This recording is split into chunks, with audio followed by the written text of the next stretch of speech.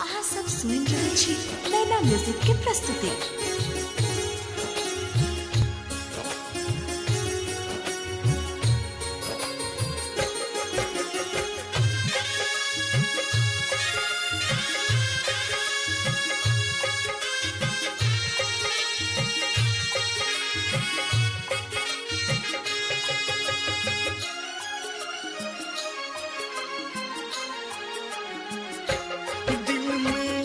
बसल छी सजनी, दिल में बसल छी सजनी, आह बन का परान कोना रहबू आहा बिन, ओ कोना रहबू आहा बिन, आही कहू ये जान कोना रहबू आहा बिन, आही कहू ये जान।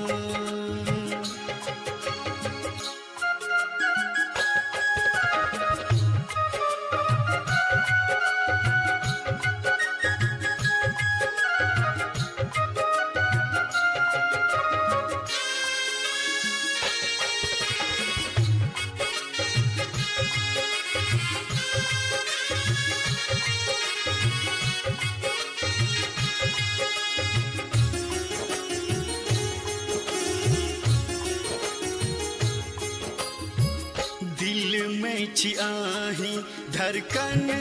में छियाही, तन में छियाही और मन में छियाही, दिल में छियाही, धड़कन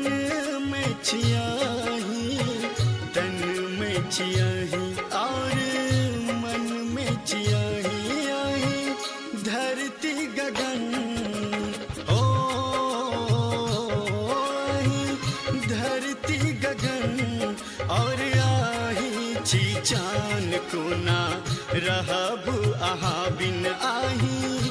कहू ये जान।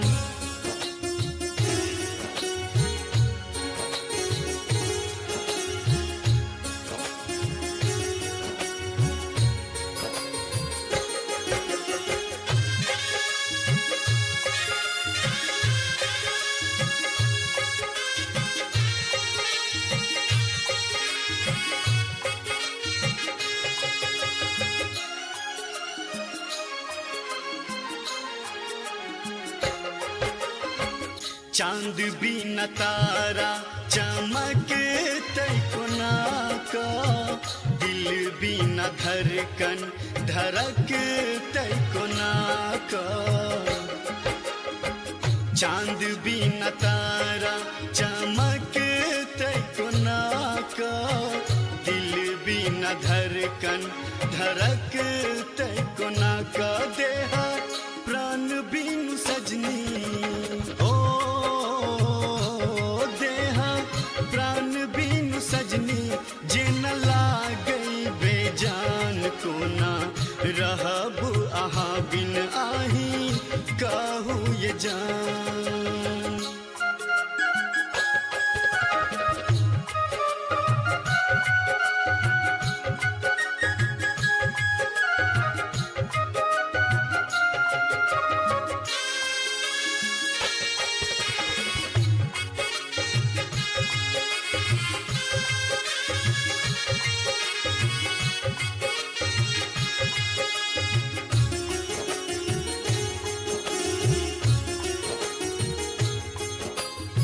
सुनू हाल हम किन खेलो, दैयो वहाँ हमरा छोरी का गेलो, सुनू हाल हम किन खेलो,